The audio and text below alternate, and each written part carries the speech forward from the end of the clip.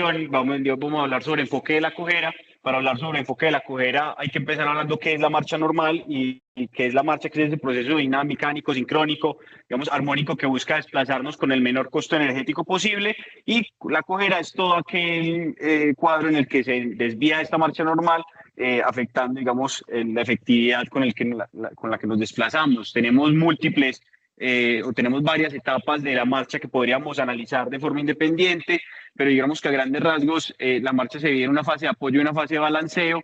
Esto digamos que ya es la marcha en el adulto, en la persona pues ya con una marcha madura que se alcanza en los niños más o menos a los 7 años, pero nos sirve como punto de referencia, ya que en los niños menores pues vamos a tener algunos cambios que ya vamos a mencionar.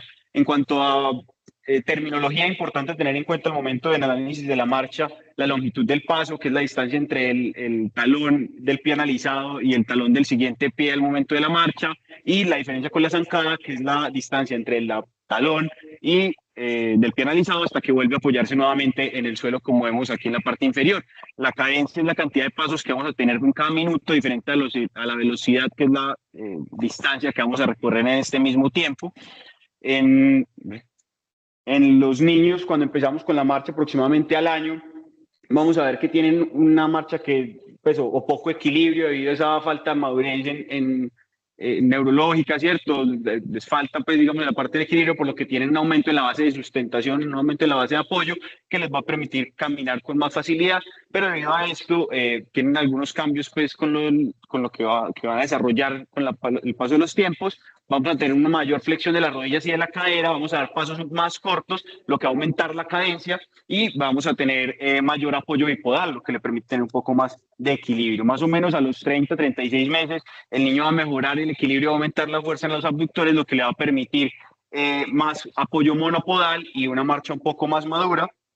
Adquiere un poco más velocidad aproximadamente hasta los 5 años, y finalmente a los 7 años aproximadamente ya tiene un patrón de marcha similar al que va a tener en la edad adulta, logrando ya una velocidad, apoyo monopodal, zancada y longitud similares a la que esperaríamos en el adulto.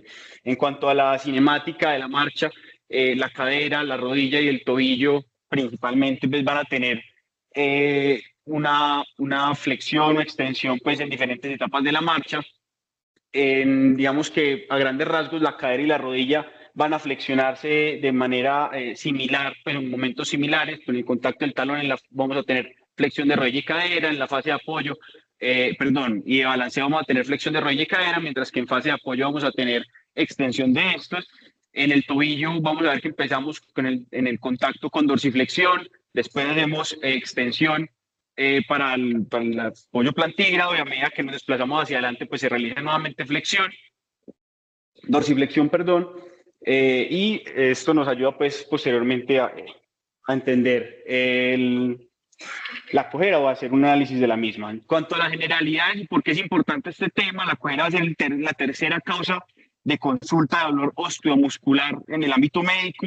La incidencia es relativamente alta, entre 1 a 2 pacientes por cada, de 1 a 4 pacientes aproximadamente por cada 1000 niños, y es un cuadro que genera bastante ansiedad en los cuidadores, en los padres. Por lo tanto, es muy importante, primero, una buena historia clínica, un buen examen físico y una buena relación con los padres. Es importante esto porque aquí vamos a tener aproximadamente el 80% del diagnóstico. Como vimos ahora con el caso anterior, es importante que dirijamos nuestras ayudas, que sepamos qué estamos buscando, y si hacemos una buena historia clínica y un buen examen físico, pues vamos a tener ahí muchas más posibilidades de lograr obtener un diagnóstico acertado. ¿Por qué con un niño? Principalmente 3, digamos, grandes grupos de cojeras. Está la cojera dolorosa y la no dolorosa, y esta no dolorosa la vamos a ver en pacientes con debilidad o en pacientes con alteraciones mecánicas, principalmente. Esto nos ayuda pues a empezar a caracterizar el gran número de diagnósticos diferenciales que tiene la cojera. Hay diferentes formas de dividirla, ¿cierto? Para así poder buscar las etiologías más frecuentes. Entre ellas, la edad nos va a orientar en los posibles diagnósticos.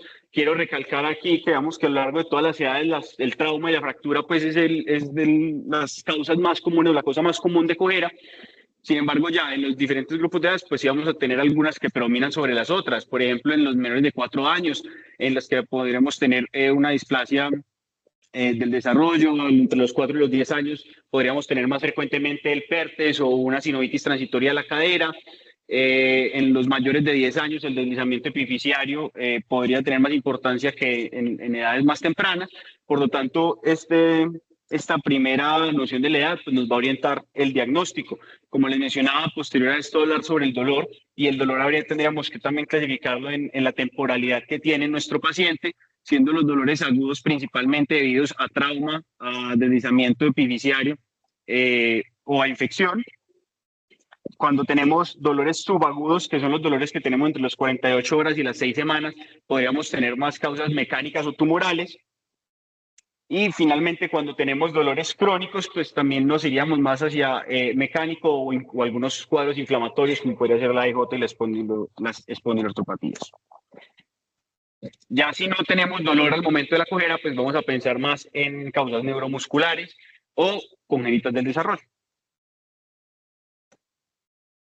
Entonces, si tenemos una cojera dolorosa, es importante que caractericemos muy bien el dolor porque nos va a orientar sobre los posibles diagnósticos. En este caso, preguntar los síntomas asociados nos va a hablar del posible compromiso sistémico que pueda tener o la etiología sistémica que pueda tener esta cojera. La duración del dolor, como veíamos, nos va a dividir los posibles diagnósticos. El patrón del dolor es muy importante, teniendo en cuenta que tenemos, por ejemplo, estos 4 patrones principalmente: un dolor inflamatorio, que es ese dolor en la mañana, que produce algo de rigidez, que mejora en la medida que pasa el día y con el movimiento. El dolor mecánico, que es, digamos, el contrario, que se presenta más con el movimiento, con la actividad física del niño, que en la mañana está bien y que aparece a medida que activa, que